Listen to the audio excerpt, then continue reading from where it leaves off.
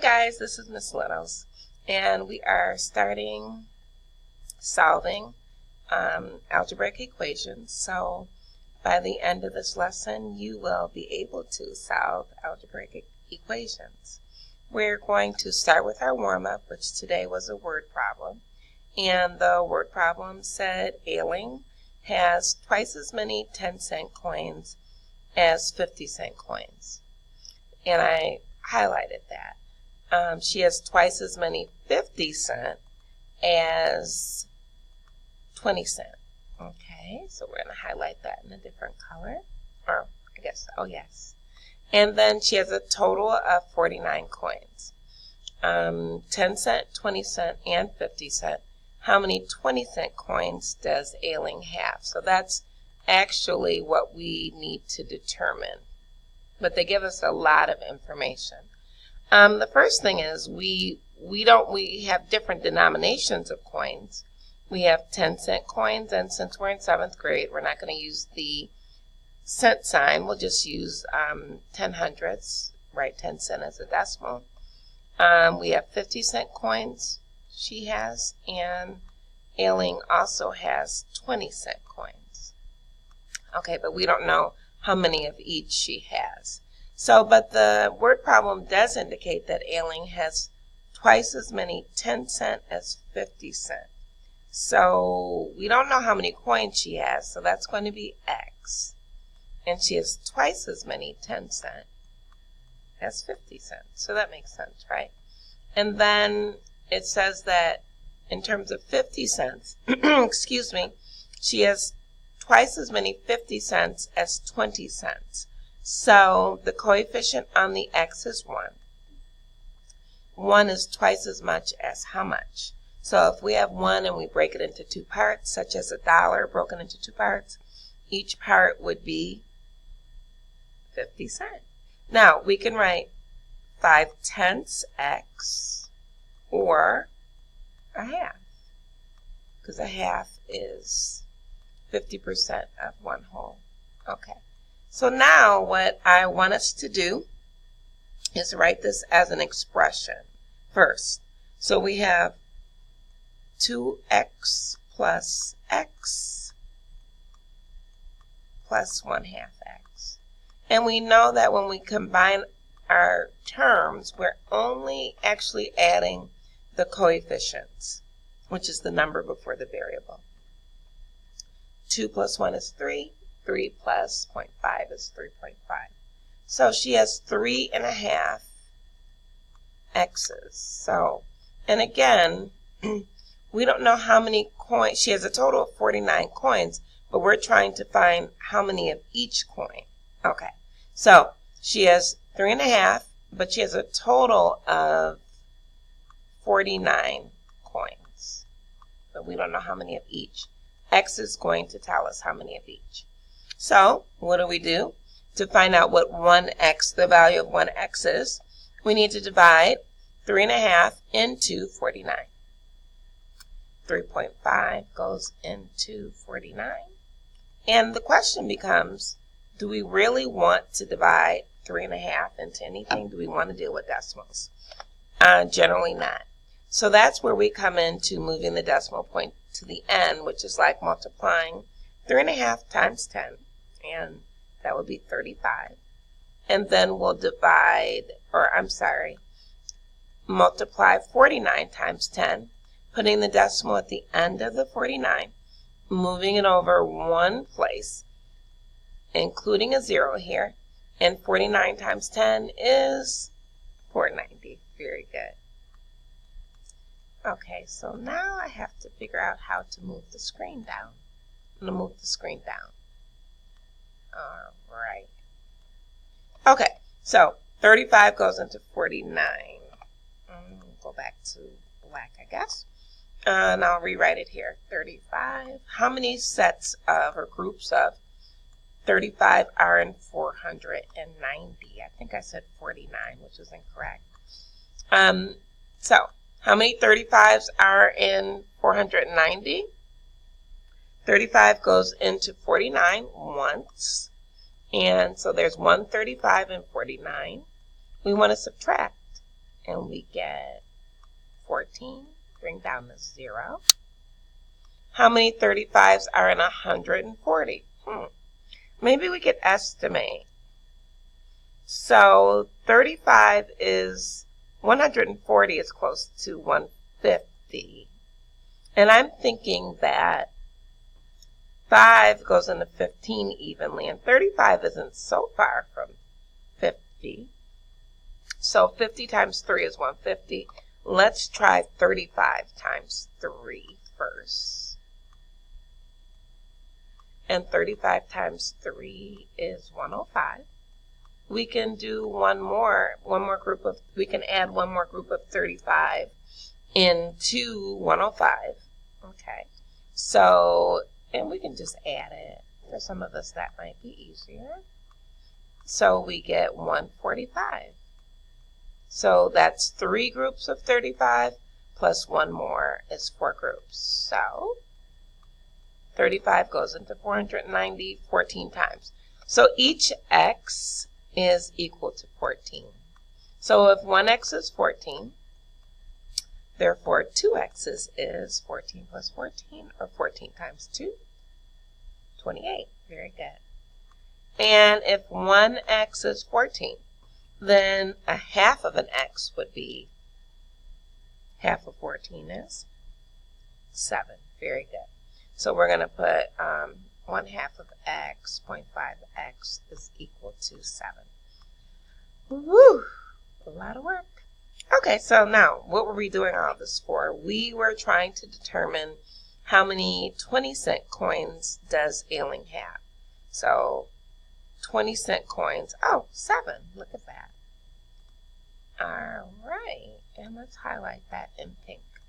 And I hope you have this written down on your paper. Okay, so now what I'm going to do is erase everything that I have and show you how the people who made this worksheet did it. They did it different than Miss Little's. And there are so many different ways to do math.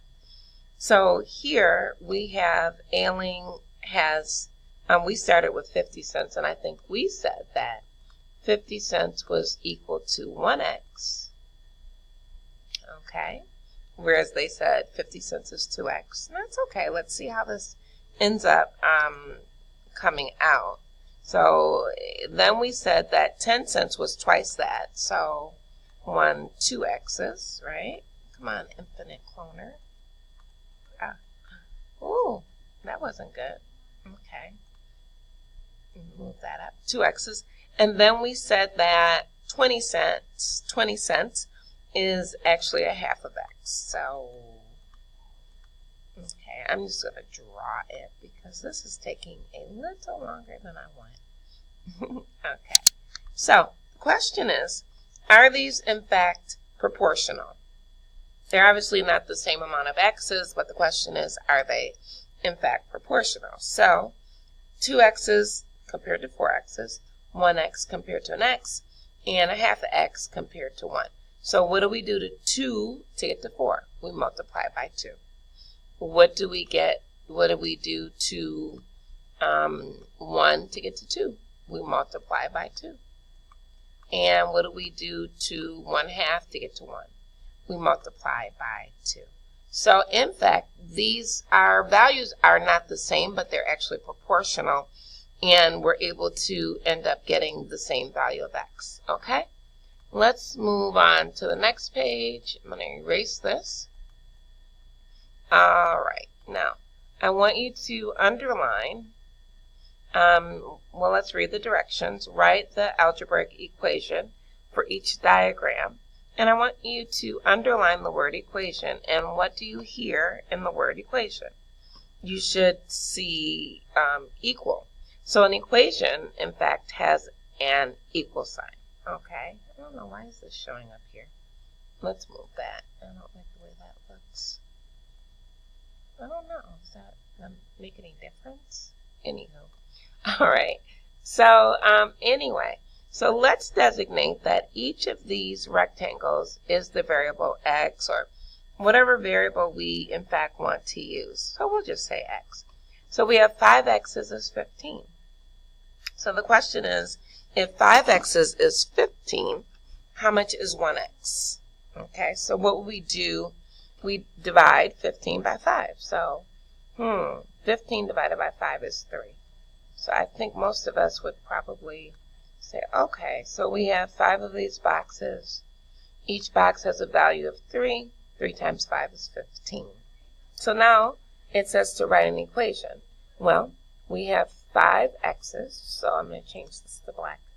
5x's is 15. We want to know what is the value of 1x. So what did we do? We divided the 5 into 15. Let's divide 5 by 5 because there's 5x's, but if we divide it by 5, we end up with 1x. Divide 15 divided by 5. So x is 3. There we have it. We solved an equation. Let's look at the next one. So we have a total of 15, but now we have 1, 2, 3, 4, 5, 6, 7, 8, 9, 10 x's is 15. And we want to know what is the value of what? 1x. That's what, in algebra, that's what we're trying to figure out. What is the value of some unknown that we don't know? That's algebra. All right, so in order to find out if there are 10 rectangles or 10 unknowns, and we have a total of 10 tickets, and we pay $15 for the tickets, how much is the value of each ticket? Maybe we're at the Taste of Buffalo or the Erie County Fair, and we purchase tickets. So how much is the value of each ticket? Do you want to spend $8 on, I don't know, jalapeno chicken wings? I don't know. Maybe so. All right. So divide both sides by 10. Isn't that interesting? We have x is 15 over 10. That is an improper fraction. How many sets of 10 over 10 are in 15 over 10? Remembering that 10 over 10 is one whole. So 10 over 10 plus 5 over 10 is 15 out of 10. X, 10 goes into 15 once, or that's kind of the old school way that I learned it. And then 10 times 1 is 10, plus 5 is 15. Or how many groups of 10 out of 10 are in 15 tenths? 1 and 5 tenths. So I have to reduce this. Now, I can divide by 5, divide by 5. Okay, sure. But do I know that what part of 10 is 5? Half. All right, so let's write x is 1.5. We want to also write it as a decimal. Well, what's half of 1? Half of $1 is 50 cents. So x is equal to 1.5. I don't need the 0 on the end. It's just a placeholder. All right, good. So we have 10 tickets for $1.50. Okay, we know the value of the ticket. We kind of want to know the value of things generally. All right, the next one. Draw the model for each algebraic equation. Use it to find the value of x. Back to those rectangles. All right, so we have 2x's is 8. So let's, I'm going to try this again. Clone it. Cloned it.